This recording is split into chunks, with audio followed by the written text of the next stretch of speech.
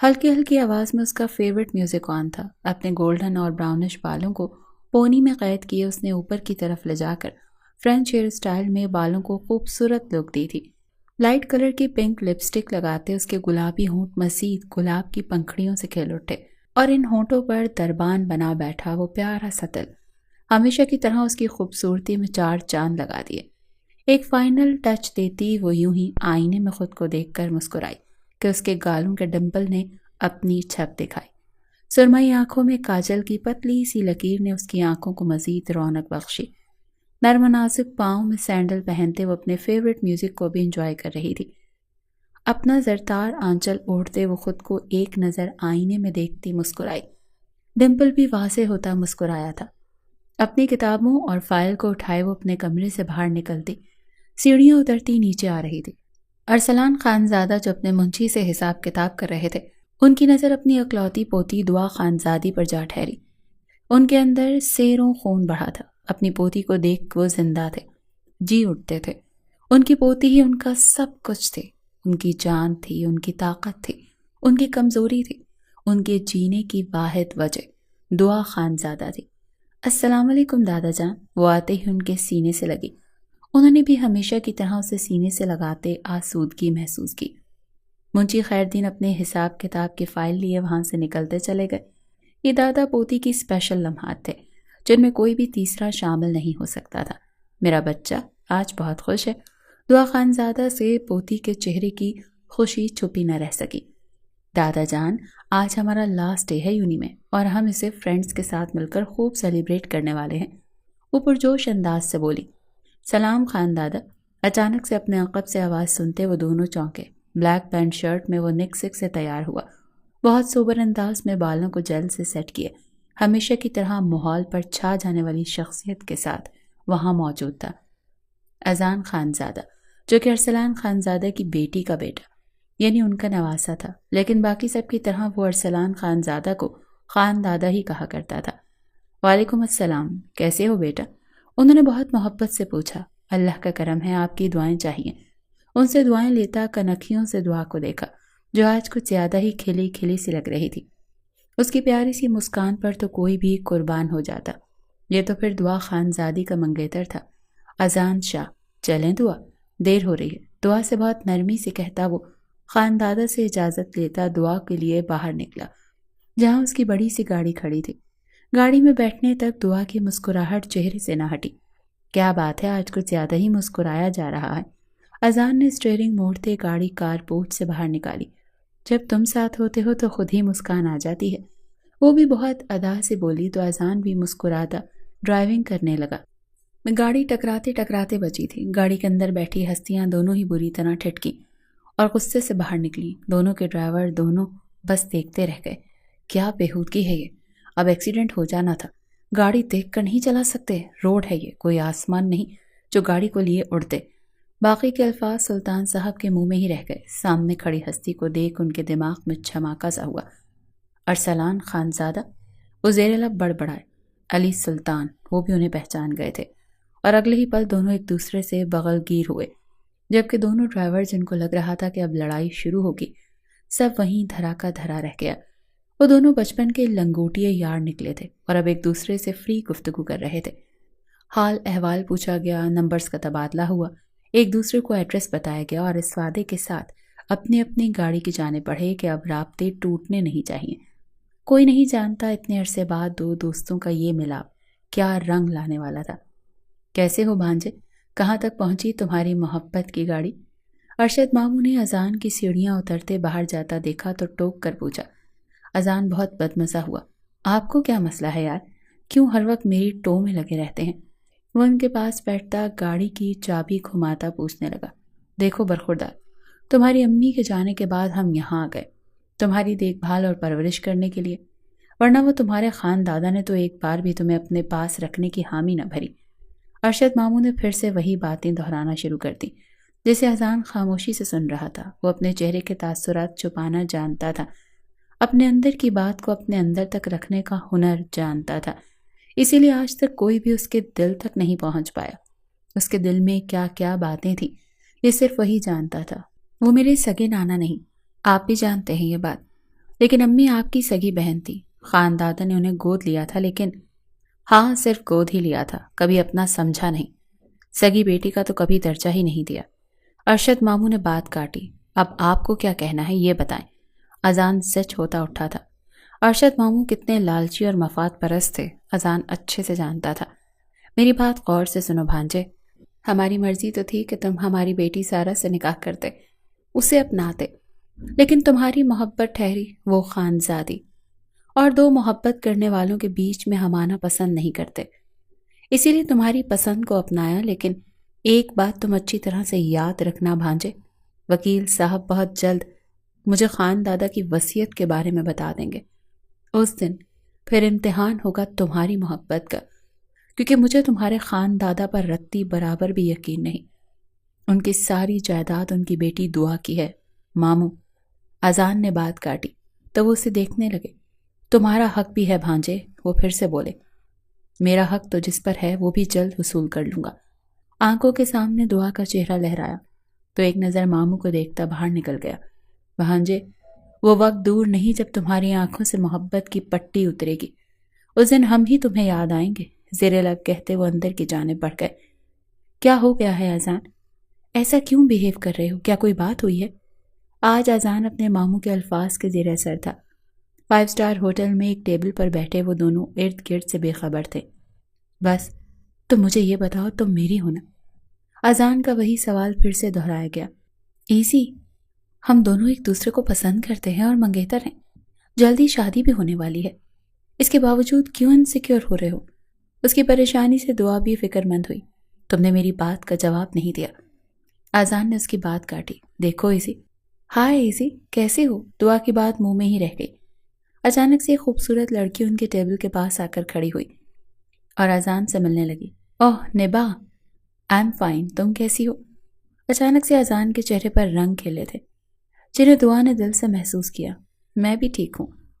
اگر میں غلط نہیں تو یہ وہی ہے نا دعا، تمہاری فرسٹ کزن اینڈ منگیتر؟ وہ پرجوش طریقے سے بولی. یس. اذان مسکرایا تھا. او دعا، نائس ٹو میٹ یو. اس لڑکی نے دعا کی طرف ہاتھ بڑھایا جسے دعا نے مسکرا کر تھام لیا اور سوالیہ نظروں سے اذان کو دیکھا. میری دوست ہے، اذان نے دھیرے سے بتایا اور نبا سے باتوں میں مصروف ہو گیا. دعا کو اپنا وہاں بیٹھنا انفٹ سا لگا تو خاموشی سے اٹھنے لگی. اسی لمحے اذان نے اس کا ہاتھ تھام لیا جبکہ یہ دیکھ وہ نبا کو رہا تھا. Okay guys, see you. اپنی شادی پر بلانا مت بھول جانا. نبا جا چکی تھی جبکہ دعا نے بہت سنجیدگی سے اذان کی طرف دیکھا. ایزی، اگر میرا کوئی دوست تمہیں مل جائے اور شادی پر آنے کا بولے تو تم کیا کرو گے؟ اچانک سے سوال کیا. او دعا، آئی نو تم لڑکوں سے دوستیاں نہیں کرتی، تمہیں اپنی حد میں رہنا آتا ہے. حد تو تمہاری بھی ہونی چاہیے نا. صرف لڑکی ہی کیوں حد میں رہے؟ دعا نے تنک کر پوچھا. او کم آن دعا، بی اوپن مائنڈ. کیا چھوٹی سی بات کا بتنگڑ بنا رہی ہو؟ We are just friends. Azan نے اسے ٹالنا چاہا. کل کو کوئی میرا دوست آ جائے تو تم بھی ایسے ہی اوپن مائنڈ رہنا جیسے مجھے رہنے کا کہہ رہے ہو. دعا کا چہرہ خطرناک حد تک سرخ پڑا تھا اور وہ وہاں سے اٹھ گئی تھی جبکہ ساتھ والی ٹیبل پر براجمان شخص نے اس کی ساری باتیں سنی تھی. زیر لب مسکراتے اس نے اب چشمہ لگایا تھا. آئینے میں خود پر ایک تنقیدی نظر ڈالی. گندمی رنگت کا مالک سلکی کالے بال جو کبھی کبھی ماتھے پر آ کر اسے پریشان کرتے تو وہ ایک ہاتھ سے انہیں پیچھے کرتا. سرمئی آنکھیں اور ان میں غم و حزن کا ملال، ہلکی ہلکی بیئرڈ اور مونچھوں کے نیچے گلابی لب اور لبوں کے اوپر ایک قاتل دل اسے سب سے الگ بناتا تھا. اپنا موبائل ریمبو کے ہاتھ سے لیا تو ایک پل کو ریمبو بھی اسے محبت کی نظر سے دیکھنے لگا جو کہ ان کا ملازم تھا. اس کے 6 پیک اور کثرتی ورزشی جسم، وہ انتہائی پرکشش شخصیت کا حامل مرد تھا. وہ ماہل سلطان تھا. کیا مسئلہ ہے، ایسے کیا دیکھ رہے ہو؟ ماہل نے ٹوکا تو وہ گڑبڑا گیا. نہیں، وہ آپ اتنے خوبصورت لگ رہے ہیں کہ میری نظر ہی نہیں ٹھہر رہی، تو سوچ رہا ہوں لڑکیوں کا کیا حال ہوگا. ماہل کی گھوری پر وہ پھر سے زبان دانتوں تلے دبا گیا. ریمبو، میں جلد واپس آنے کی کوشش کروں گا لیکن تب تک تم نے میرے ٹائسن کا خیال رکھنا ہے. اگر شکایت ملی تو تمہیں اس کا کھانا بنانے میں دیر نہیں لگاؤں گا. ماہل کی بات ریمبو اس جنگلی خون خوار ڈاگ کو سوچتے جھرجھری لے گیا. ماہل دبئی سے پاکستان جا رہا تھا. اس کے دادا علی سلطان کا بلاوا آیا تھا تو اسے جانا تھا. ماہر سلطان نے پاکستان کی سرزمین پر قدم رکھا تو ایک انجانا سا احساس جاگا۔ اسے پھر سے کچھ الگ سا محسوس ہوا اور وجہ وہ خود بھی نہیں جانتا تھا۔ سر جھٹکتا وہ آگے بڑھا، جو ناک کی سیٹ میں آگے بڑھتا جا رہا تھا۔ اس کی آن بان شان دیکھتے ارد گرد کے لوگ اسے سراہنے پر مجبور ہوئے۔ اس میں بلا کی کشش تھی کہ وہ سامنے والے کو مسمرائز کر دیتا تھا۔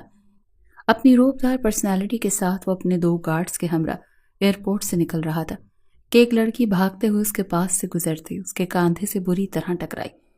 ماہل کے فولادی جسم کو تو کچھ نہیں ہوا، لیکن وہ لڑکی اس کے کاندھے سے زور سے لگتی گھومتی ہوئی زمیں بوس ہوتی کہ ماہل نے کالر ہاتھ تھامتے وہ خود کو گرنے سے بچاتی، اس کے کالر کو پکڑتی، دوسرے ہاتھ سے اس کے بازوؤں کو تھامتے اس نے خود کو گرنے سے بچایا تھا۔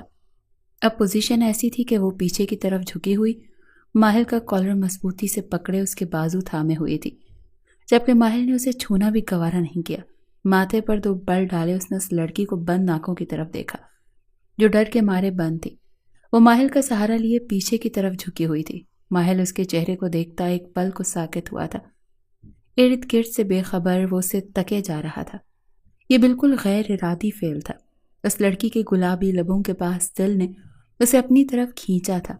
وہی جگہ، وہی دل، اس کے جیسا کیسے ممکن تھا؟ ماہل اللہ کی قدرت پر حیران ہوا۔ اس لڑکی نے دھیرے دھیرے اپنی آنکھیں کھولی۔ براؤن آنکھوں سے اس نے سہمے انداز میں سامنے کھڑی ہستی کو دیکھا، جو اسے تھام کے سہارا دینے کے بجائے اس کے چہرے کا معائنہ کر رہا تھا۔ وہ لڑکی اپنے سہارے پہ کھڑی ہونے کے لیے سیدھی ہوتی لڑکھڑائی تھی کہ ایک ہی جست میں ماہل نے اس کی کمر میں ہاتھ ڈالے اسے اپنے مد مقابل کھڑا کیا۔ دعا کا تو دل ہی اچھل کر حلق میں آ گیا۔ دونوں کی نظروں کا تبادلہ ہوا۔ دونوں کے ہی لب خاموش تھے، لیکن دھڑکنوں کا شور الگ برپا ہوا تھا، جس سے ان دونوں نے ہی نظریں چرائیں تھیں۔ جھٹ سے ماہل کے کالر کو چھوڑتی وہ پیچھے ہٹی تھی کہ ماہل نے بھی اس کی کمر سے ہاتھ ہٹایا اور رخ بدلا۔ وہ لڑکی ماہل کو گھورتی اندر کی طرف پھر سے بھاگی تھی، جبکہ ماہل نے پلٹ کر ایک نظر اس لڑکی کو بھاگتے دیکھا اور پھر اپنے ہاتھ کو جس نے اس لڑکی کو چھوا، اس کی نازک کمر کا لمس اسے ابھی بھی اپنے ہاتھ پر محسوس ہو رہا تھا۔ پہلی بار اس نے کسی لڑکی کو چھوا تھا، اور وہ بھی یوں۔ نہ جانے کس احساس کے تحت ماہل نے اسے گرنے سے بچا لیا، ورنہ بہت سی لڑکیاں اس سے جان بوجھ کر ٹکرانے کی کوشش کرتی، اسے امپریس کرتی، اور وہ کسی ایک کو بھی بنا دیکھے آگے بڑھ جاتا تھا۔ وہ لڑکی اس سے ٹکرائی، تب بھی اسے یہی لگا کہ وہ جان بوجھ کر ٹکرائی ہے، اسی لیے ماہل نے اسے نہیں تھاما تھا۔ لیکن اس کی بند آنکھوں کو دیکھتے، اس کے چہرے کی معصومیت دیکھتے ماہل نے اسے کمر میں ہاتھ ڈالتے خود سے قریب تر کیا تھا، اس کی سانسوں کی دھمک کو محسوس کیا تھا، اس کے جسم کی نازکی کو اپنے لمس سے چھوا تھا، اور یہ سب غیر ارادی فعل تھا، لیکن یہ ایک زہر کی طرح تھا جس میں وہ جکڑا جا رہا تھا۔ حویلی میں قدم رکھا تو دادو جان اور سلطان صاحب نے دل سے اس کا استقبال کیا۔ اپنے پوتی کی انہوں نے خوب آؤ بھگت کی۔ رات کو وہ ان سے ملتا اپنے روم میں آ گیا کہ بے چینی سی ہونے لگی۔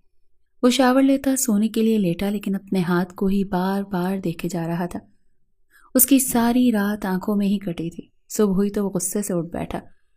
ماہل سلطان کو ساری رات اسے ایک لمس نے سونے نہ دیا۔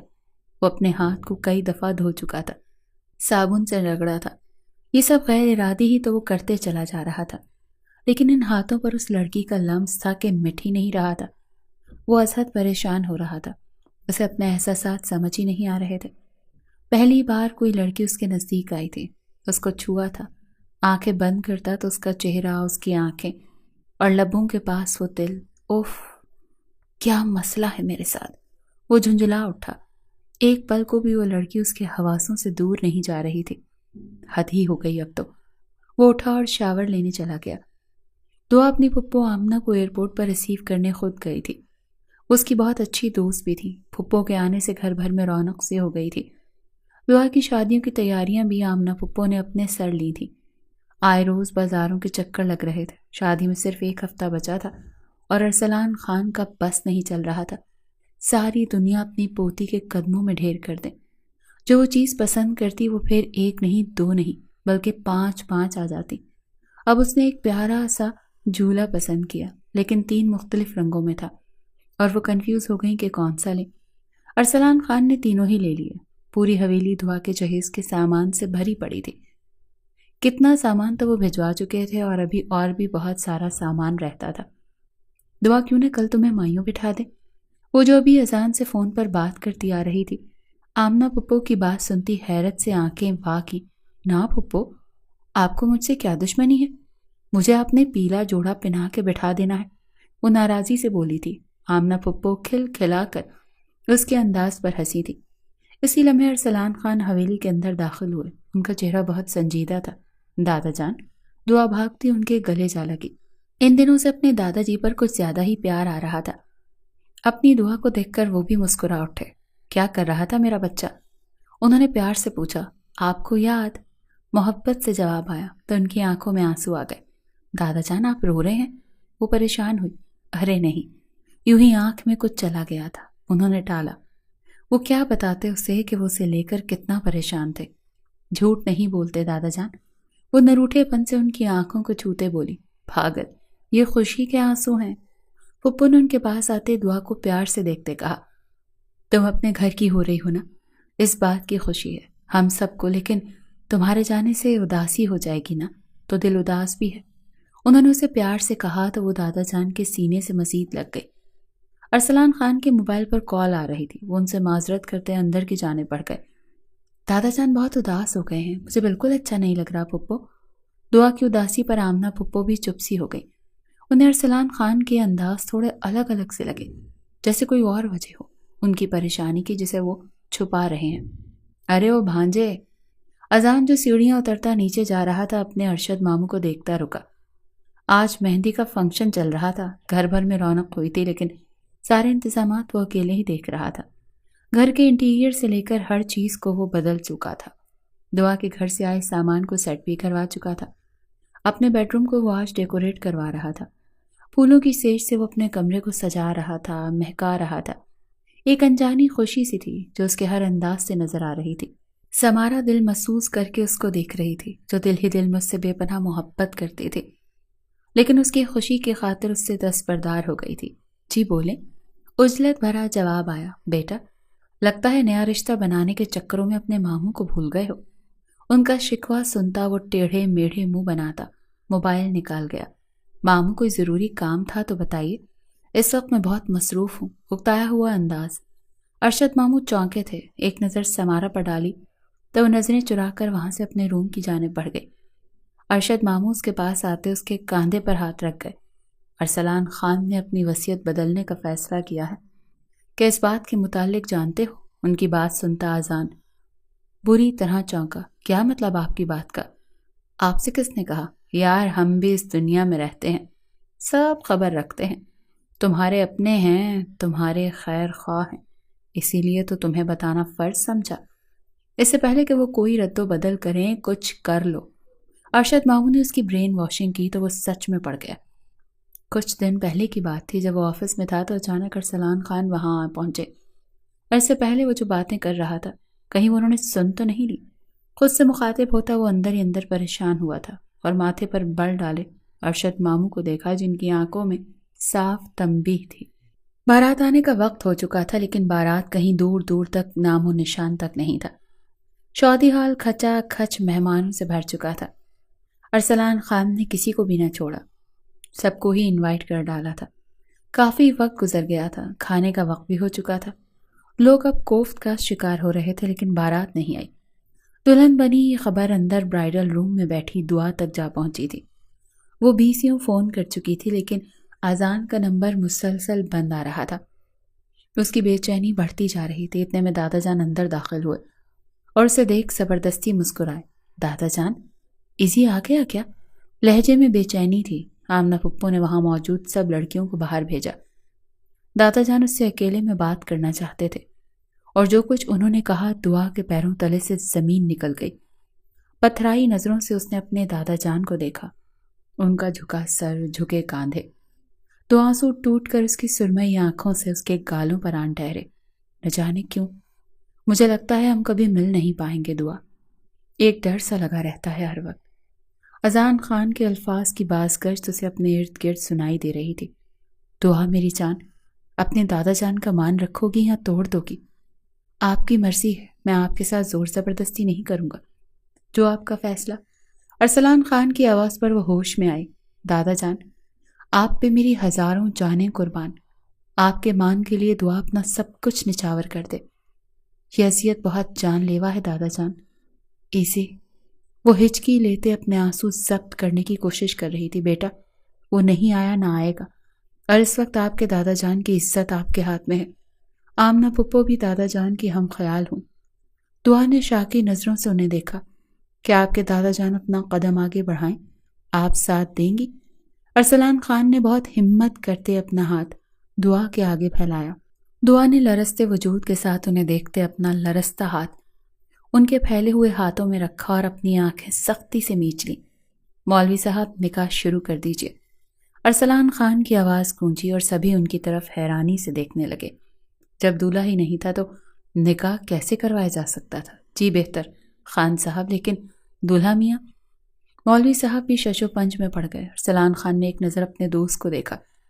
انہوں نے اس بات میں سر ہلاتے اپنے پوتے کا ہاتھ تھاما اور مولوی صاحب کے پاس لے گئے، جبکہ وہ حیران پریشان یہ سچویشن سمجھنے کی کوشش کر رہا تھا۔ دولہا موجود ہے مولوی صاحب، سلطان صاحب نے پورا اعتماد انداز میں کہا۔ تو مولوی صاحب نے نکاح پڑھانا شروع کر دیا اور سوالیہ نظروں سے ان کی طرف دیکھا۔ دولہے کا نام؟ مولوی صاحب نے دھیرے سے پوچھا۔ ماہل علی سلطان۔ سلطان صاحب کی آواز پر پورے ہال میں سکتہ سا چھا گیا تھا۔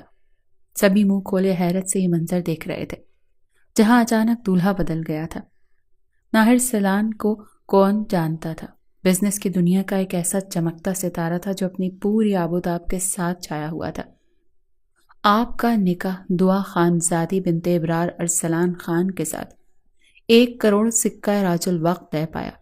کیا آپ کو یہ نکاح قبول ہے؟ ماہل سلطان کو اپنی سماعت پر یقین نہیں آیا۔ اس کے کان سائیں سائیں کرنے لگے۔ اپنی حیرت زدہ نظروں سے اپنے دادا جان سلطان صاحب کو دیکھا، جنہوں نے اچانک سے اس کے سر پر بم پھوڑا تھا۔ ماہل سلطان ایک بہت عام میٹنگ میں تھا۔ جب اسے سیکرٹری نے آ کر سلطان صاحب کے آنے کا بتایا، وہ سب چھوڑ چھاڑ اجلت میں باہر نکلا۔ کیا ہوا دادا جان؟ سب ٹھیک ہے نا؟ یوں اچانک؟ بیٹا، ایک بہت بڑا مسئلہ ہو گیا ہے، میرے ساتھ چلیں۔ سلطان صاحب کے چہرے پر پریشانی کے آثار دیکھ ماہل بھی فکر مند ہوا تھا۔ کیا ہو گیا دادا جان؟ کچھ تو بتائیں یار، چلو میرے ساتھ، راستے میں سب بتاتا ہوں۔ ماہل سے کہتے ہوئے اس کا ہاتھ پکڑتے آفس کی بلڈنگ سے باہر نکلے۔ سامنے ڈرائیور گاڑی کا دروازہ کھولے کھڑا تھا۔ ڈرائیور کو مطلوبہ ایڈریس سمجھا کر وہ ماہل کی جانب متوجہ ہوئے۔ آج میرے ہر دل عزیز دوست کی بیٹی کی شادی ہے، انہوں نے تمہید باندھی۔ تو دادا جان، اس میں اتنا ڈر کیوں رہے ہیں؟ ماہل نارمل تھا، ڈرنے کی ہی بات ہے، دولہا ہی نہیں پہنچا ابھی تک۔ ان کے چہرے پر پریشانی کے آثار نظر آئے تو ماہل چونکا۔ مطلب کیا ہوا؟ اس کی چھٹی حس نے اسے آنے والے خطرے سے باخبر کیا، لیکن اس کا دل نہیں مانا۔ وہاں پہنچ کر پتہ چلے گا، کوئی مسئلہ ہو گیا ہے وہاں شاید۔ سلطان صاحب نے ماتھا مسلا۔ کچھ ہی دیر میں وہ شہر کے سب سے مشہور بینکویٹ میں موجود تھے۔ روشنیوں کا سیلاب امڈ آیا تھا۔ لگتا ہے آپ کے یہ دوست کافی امیر ہیں، ماہل نے سنجیدگی سے کہتے اپنے کوٹ کے کالر کو سیدھا کیا۔ سلطان صاحب نے ایک نظر اپنے پوتے کو دیکھا۔ ان کے چہرے پر مسکراہٹ ابھری تھی، جسے وہ اگلے ہی پل چھپا گئے، لیکن ماہل کے زیرک نظروں سے چھپی نہ رہ سکی۔ چلیں اندر کی طرف۔ سلطان صاحب ماہل کو لیے اندر کے جانے پڑھے، جہاں ارسلان خان ان کو دیکھ کر ان کی طرف لپکنے والے انداز میں بڑھے تھے۔ ماہل نے آگے بڑھ کر انہیں سلام کیا تو انہوں نے بہت دل سے اسے اپنے گلے لگایا اور پسندیدگی کی نگاہ سے ماہل کو دیکھتے سلطان صاحب کو اندر کی طرف لے گئے۔ سلطان، اپنے پوتے کو اس نکاح کا بتایا؟ اکیلے ایک طرف ہوتے پوچھا۔ ابھی پتہ چل جائے گا، کوئی مسئلہ نہیں، کہیں عین نکاح کے وقت وہ انکار نہ کر دے۔ دل کا ڈر زبان پر آیا، نہیں کرے گا، وہ میرا فرما بردار پوتا ہے، ہنستے ہنستے اپنی جان دے دے، یہ تو پھر صرف ایک نکاح ہے۔ ایک فخر تھا ان کے انداز میں، اور پھر ان کی سوچ کے مطابق نکاح کا مرحلہ طے ہوا۔ ماہل نے اپنے دادا جان کے کہے کا پاس رکھا تو وہیں دوسری طرف دعا نے اپنے دادا کی عزت کا۔ دونوں ہی اپنی اپنی جگہ دعا کے لیے ہاتھ اٹھائے، آنکھیں بند کیے ہوئے تھے۔ دونوں ایک دوسرے کی زندگی میں ایسے شامل ہوئے کہ اس اچانک بنے رشتے کو وہ سمجھ ہی نہیں پا رہے تھے۔ آمین کہتے چہرے پر ہاتھ پھیرا تو سب طرف مبارکباد کا شور اٹھا تھا۔ سلطان صاحب اور ارسلان خان نے ایک دوسرے کو گلے سے لگایا۔ دوست ہو کے دوست کا مان رکھنا کوئی سلطان سے سیکھے۔ ارسلان خان کی آنکھیں نم ہو گئیں۔ سب کھانے کی طرف متوجہ ہو چکے تھے، وہیں ماہل بالکل چپ سا اسٹیج پر بیٹھا اپنے دادا کو دیکھ رہا تھا، جو ایسے خوش تھے جیسے آج ان کی دلی آرزو پوری ہوئی ہو۔ ماہل کو کہیں نہ کہیں کچھ گڑبڑ لگ رہی تھی۔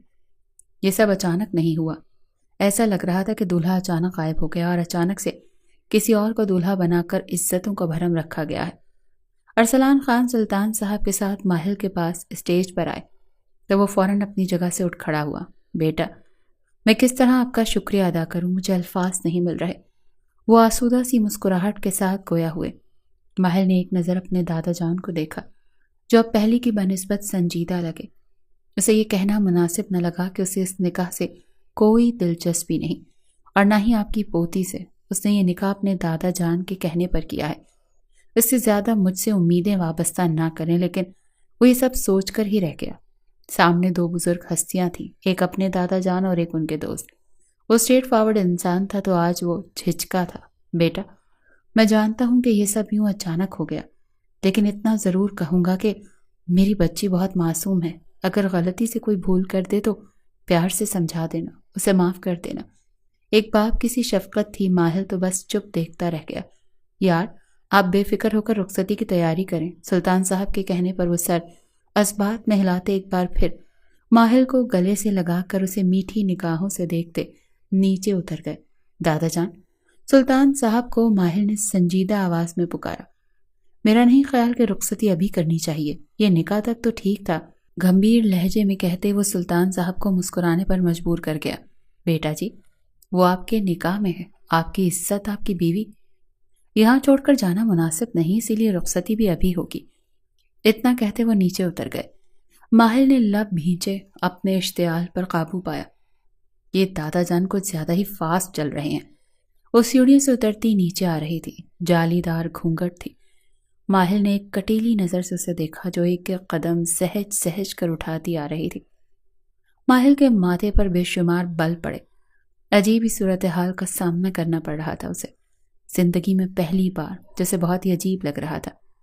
رخصتی ہوتے ہی سلطان حویلی میں قدم رکھا تو دعا کے دل کی دھڑکن کی رفتار معمول سے ہٹی۔ وہ جو اب تک اذان کے بارے میں سوچ سوچ کر خود کو ہلکان کر رہی تھی، اب ایک نئی مصیبت میں خود کو گھرتا دیکھ اس کے ہاتھ پاؤں پھولنے لگے۔ آ جاؤ بیٹا، اپنا ہی گھر ہے یہ آپ کا۔ اس کے چلتے قدم تھمے تھے۔ اسے گھونگھٹ میں ہونے کی وجہ سے کچھ بھی صاف دکھائی نہیں دے رہا تھا۔ اوپر سے اتنا بھاری لہنگا، وہ خود کو منو بوجھ تلے دبتا ہوا محسوس کر رہی تھی۔ دل ایسے شخص کی ہمراہی کیا قبول کر پائے گا جسے میں جانتی تک نہیں، دیکھا تک نہیں؟ کیسا ہے؟ کچھ بھی تو نہیں جانتی۔ سعدیہ بی بی، یہ ہمارے ماہل سلطان کی دلہن ہے، انہیں اندر کمرے میں پہنچا دیں۔ سلطان صاحب نے اندر آتے سعدیہ بی بی کو دیکھتے حکم نامہ جاری کیا، جبکہ سب ملازمائیں حیرت سے رات کے وقت یہ منظر دیکھ رہی تھی۔ یہ بڑے سلطان کسے بیاہ کر لے آئے؟ شازو، اس کا منہ بہت کم ہی بند ہوتا تھا۔ سن لیں گے وہ، پاس کھڑی بشرا نے ٹوکا۔ سعدیہ بی بی اس حویلی کے لیے گھر کے فرد کی سی حیثیت رکھتی تھی۔ اس بارے میں 100 سوال ان کے دماغ میں جاگزی ہوئے، لیکن پوچھنے کی ہمت نہ کر سکیں، اور خاموشی سے دلہن بنی دعا کو تھامے اندر ماہل کے روم میں لے آئیں۔ دادا جان، ماہل نے اس کی طرف دیکھ ان سے بات کرنی چاہی کہ ایک دم چپ ہو گیا۔ سلطان صاحب کے نمبر پر کال آنے لگی اور وہ اپنے کمرے کی جانب بڑھ گئے۔ دعا کو ماہل کے روم میں پہنچا دیا گیا تھا۔ سعدیہ بی بی جو اس حویلی کی پرانی ملازمہ تھی، اس حسن کی دیوی کو دیکھا تو ایک پل تو اس کے نوخیز حسن میں کھو سی گئی۔ اتنا مکمل اور پاکیزہ روپ دیکھ وہ سخت حیران ہوئی اور اپنی جگہ ساکن ہو گئی تھی۔ مجھے پانی، دعا کو اپنا دم گھٹتا ہوا محسوس ہو رہا تھا۔ نہ چاہتے ہوئے بھی اس نے پانی کی طلب بیان کی۔ آپ فکر نہیں کریں، میں ابھی لاتی ہوں۔ اسے پیار بھری تسلی دیتی وہ باہر نکلی تھی۔ دعا نے اپنے ارد گرد کا جائزہ لیا۔ ہر چیز وائٹ کمبینیشن میں تھی۔ روم انٹیریئر سے لے کر پردے، فرنیچر، بستر، سب کچھ ہی وائٹ تھا۔ دعا، میں نے روم کا انٹیریئر بھی چینج کر دیا ہے، تمہاری پسند کے مطابق، پنک کلر کا، تاکہ تمہیں اپنے کمرے کے جیسا احساس ہو۔ کہیں پاس ہی سے اذان کی آواز کی باعث گشت سنائی تھی تو دعا سوٹ ٹوٹ کر اس کے گالوں پر بہے۔ آج کے دن وہ اتنا رو چکی تھی کہ اب آنسو بھی آنے سے انکاری ہو رہے تھے۔ آئی ہیٹ یو اسی، تم نے اچھا نہیں کیا، کیسی محبت تھی تمہاری جو میں کسی اور کی ہو گئی اور تم وہاں پر تھے ہی نہیں. You are cheater, I hate you. وہ دل ہی دل میں اذان سے مخاطب تھی, جبکہ دوسری طرف اذان حویلی کا گیٹ وا کرتا صحرا باندھے خان ولا میں داخل ہوا. تیز ہواؤں نے اچانک سے رخ بدلا. وہ ایک کرب کسی کیفیت میں تھا اور دل بنجر سا ہو رہا تھا. کیا اس نے میرا انتظار کیا ہوگا؟ کیا میرا یقین تو نہیں ٹوٹے گا نا؟ وہ بے وفا تو نہیں, وہ یہیں ہوگی. خود سے انگنت سوال کرتا وہ حویلی کے اندر داخل ہو چکا تھا. دعا, وہ چلایا تھا. دعا. ارد گرد دیکھتا, وہ چلاتے ہوئے صرف ایک ہستی کو ڈھونڈ رہا تھا. دعا خانزادی جب اس کی دسترس سے بہت دور جا چکی تھی. کیا مسئلہ ہے؟ کون چلا رہا ہے؟ ارسلان خان نے آتے اچانک اس کو گھورا. میری دعا کہاں ہے؟ وہی سوال دہرایا. پہلے تو تم بتاؤ نا کہ تم کہاں تھے. وہی روب اور دبدبا جس سے اذان کو چڑ تھی. کڈنیپ کروایا تھا آپ نے مجھے. لیکن کیوں؟ خان دادا. وہ ان کے دو بدو ہوا. چلو پتہ لگ گیا تمہیں, یہ بھی صحیح ہو گیا. اور اگر جاننا چاہتے ہو کہ میں نے یہ سب کیوں کیا تو اپنے گریبان میں جھانکو. تم جو پلاننگ کر کے میری پوتی دعا کو ٹریپ کر رہے تھے, اس سے بچایا ہے. یہ ساری جائیداد میں نے دعا کے نام کر دی ہے اور دعا سے ماہل سلطان کا نکاح ہوتے ہی آٹومیٹکلی اس کے شوہر کو منتقل ہو گئی. اب تم جاؤ اور سوگ مناؤ. آپ ایسا کیسے کر سکتے ہیں خان دادا؟ میں تو دعا سے محبت کرتا تھا. آپ محبت؟ خان دادا نے تن سے اسے دیکھا. اور اپنی ان چکنی چپڑی باتوں سے تم دعا کو بیوقوف بنا سکتے ہو, مجھے نہیں. لہٰذا اگر اپنی عزت اور جان پیاری ہے تو اس حویلی سے نکل جاؤ, ورنہ گارڈ سے کہہ کر دھکے دے کر باہر نکلواؤں گا. خان دادا نے اسے باہر کا رستہ دکھایا. یہ آپ نے اچھا نہیں کیا خان دادا, اس کا بدلہ میں ضرور لوں گا. اور رہی بات دعا کی, تو آپ تو کیا اسے مجھ سے دنیا کی کوئی طاقت نہیں چھین سکتی. اذان شور شرابہ کرتا وہاں سے باہر نکل گیا, لیکن اس کے اندر اس وقت طوفان آیا ہوا تھا. اسے خان دادا نے خود کڈنیپ کروا کر راستے سے ہٹانا چاہا. اذان کو برا بنا دیا, جبکہ وہ خود اس کی نکاح کسی اور سے کروا کر خود آج ساری بازی پلٹ گئے.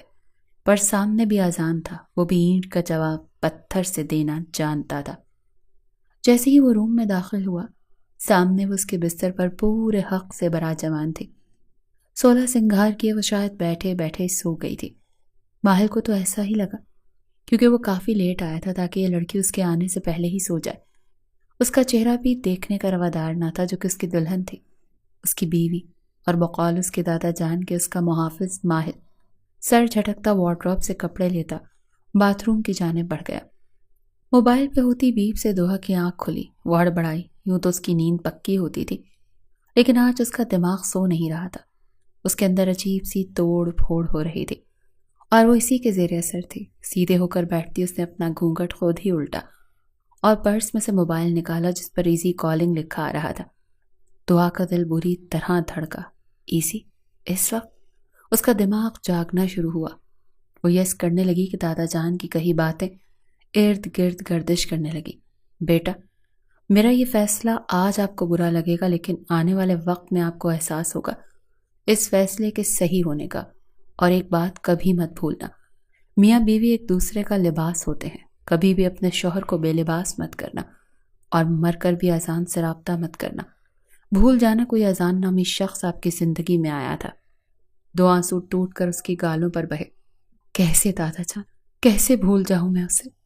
اس شخص نے میری شادی ہونے والی تھی, آج نکاح تھا, اور اچانک سے سب کچھ برباد ہو گیا. ایزی, کیوں کیا تم نے ایسا؟ کیوں توڑا میرا اعتبار؟ وہ روئے جا رہی تھی کہ میسج کی ٹون بجی. اس نے کانپتے ہاتھوں سے میسج کھولا. دعا, پک اپ دا کال. ڈونٹ ڈو دس. میں مر جاؤں گا, ایسا مت کرو میرے ساتھ, پلیز ایک بار کال پک کرو. اس کا میسج پڑھتے وہ دل بڑا کرتے اس کی آتی کال پک کر گئی, اور یہیں سے آغاز ہوا دعا کی زندگی میں ایک درد اور تباہی کا. موبائل کان سے لگا. ہیلو دعا, کہاں ہو تم؟ کیوں مجھے چھوڑ کر چلی گئی ہو؟ کیوں؟ وہ رو رہا تھا, چلا رہا تھا, بے بسی تھی کہ حد کے سوا تھی. ایسی بمشکل لب سے وا نام ہوا. اذان کو سکون سا ملا. دعا سنو, مجھ سے بے وفائی مت کرنا, میں صرف تمہارا ہوں اور ہمیشہ تمہارا رہوں گا. میں نے کچھ نہیں کیا, میں کڈنیپ ہو گیا تھا, تم نے میرا انتظار بھی نہیں کیا, وہ کرب سے بولا. تو دعا کا دل اس کی طرف ہمکنے لگا. مطلب اس کا دل صحیح کہہ رہا تھا، اس کے ساتھ کوئی حادثہ ہوا تھا، ورنہ وہ اس طرح کبھی نہیں کر سکتا تھا۔ اور دادا جان، انہوں نے جلد بازی میں اسے کسی کے بھی نکاح میں دے دیا۔ ایک دم سے اسے پچھتاووں نے گھیر لیا تھا۔ دعا، تم بولتی کیوں نہیں؟ پلیز دعا، تم میری ہو، صرف میری، سر سے پاؤں تک صرف میری۔ تم اس شخص کو اپنے نزدیک نہیں آنے دو گی، وعدہ کرو مجھ سے تم۔ اذان اس سے وعدہ لے رہا تھا، وہ وعدہ جس پر اس کی دھڑکنیں بے ترتیب ہوئی تھی۔ دروازہ کھلنے کی آواز پر دعا نے گھبرا کر کال کٹ کر دی اور پلکیں اٹھاتے سامنے باتھ روم سے نکلتی ہستی کو دیکھا، جو کوئی اور نہیں اس کا شوہر تھا، اس کا مجازی خدا، جسے اس کے دادا جان نے اس کے لیے منتخب کیا تھا۔ اس شخص نے غلط نظر بھی دعا پر ڈالنا گوارا نہ کی۔ وہ آئینے کے سامنے کھڑا اپنے بالوں کو سنوار رہا تھا، پرفیوم اٹھا کر خود کے کالر پر لگاتے ایک دم سے نظر آئینے سے اس پری پیکر سے جا ٹکرائی۔ ماہل کے ہاتھ وہیں تھم گئے۔ کیا یہ خواب تھا، یہ حقیقت؟ ماہل اسے ایک لمس کو نہیں بھولا تھا، اور وہ اپنے مکمل حسین سراپے کے ساتھ اس کے کمرے میں موجود تھی۔ میری زندگی کے مالک، میرے دل پر ہاتھ رکھ دے۔ ماہل ٹرانس کسی کیفیت میں اس کی جانب پلٹا اور بے اختیار ہاتھ اپنے دل پر گیا۔ تیرے آنے کی خوشی میں میرا دم نکل نہ جائے۔ دعا کرنٹ کھاتے اس کے بستر سے اٹھ گئے، 2 قدم دور جا کھڑی ہوئی۔ ماہل کی نظریں اس کے چہرے کا طواف کر رہی تھی، اس کا وہ جان لیوا دل جو لبوں کے پاس دربان بنا بیٹھا تھا۔ ماہل کا جی چاہا اسے تو سب سے پہلے مسلے۔ کئی راتیں وہ اس دل کی وجہ سے سو نہیں پایا تھا، لیکن کیا وہ واقعی حقیقت میں تھی یا کوئی خواب؟ اس کے قریب جاتے اس کے گال کو چھو کر اپنے گمان کو یقین میں بدلنا چاہا کہ وہ پھر سے 2 قدم دور ہٹی۔ اذان کے الفاظ پھر سے اس کی سماعتوں سے ٹکرائے۔ سامنے کھڑے شخص کو وہ خود سے دور کر سکتی تھی، لیکن وہ کیوں دور ہوگا؟ وہ تو میرا شوہر بن گیا، اپنے تمام حقوق اس کے نام کروا کر۔ اب کیسے اسے خود سے دور کر سکتی؟ دعا کا دل بغاوت پر اترا ہوا تھا، لیکن وہ چاہ کر بھی کچھ نہیں کر پا رہی تھی۔ اس کا گریز ماہل کو سخت چبھا تھا۔ ہاتھوں کا لمس پھر سے یاد آیا، اس کی کمر کی نازکی یاد آئی تو دل و دماغ میں ایک ہی بات آن سمائی، وہ میری ہے، میری ملکیت، اس سے گریز ناممکن ہے۔ ابھی دعا کچھ کہتی کہ ماہل نے ایک دم اس کی کمر میں ہاتھ ڈالے، اسے اپنے قریب کیا۔ دعا نے بمشکل ہاتھ اس کے سینے پر رکھے، خود کو اس سے ٹکرانے سے بچایا۔ اس کی مہک کو وہ آنکھیں بند کیے، خود کے اندر اتارتا محسوس کر رہا تھا۔ کیا وہ اس کا نشہ بن گئی تھی، صرف ایک لمس پر؟ ماہل اپنی بے چین کیفیت کو پرسکون ہوتا محسوس کر رہا تھا۔ دعا اس کی باہوں میں بری طرح کسمسائی تھی، جبکہ ماہل کی انگلیوں کا لمس اپنی نازک کمر پر محسوس کرتی اس کی ننھی سی جان ہوا ہو رہی تھی۔ چھوڑے مجھے، وہ اس کی گرفت سے خود کو چھڑاتی پیچھے ہٹی۔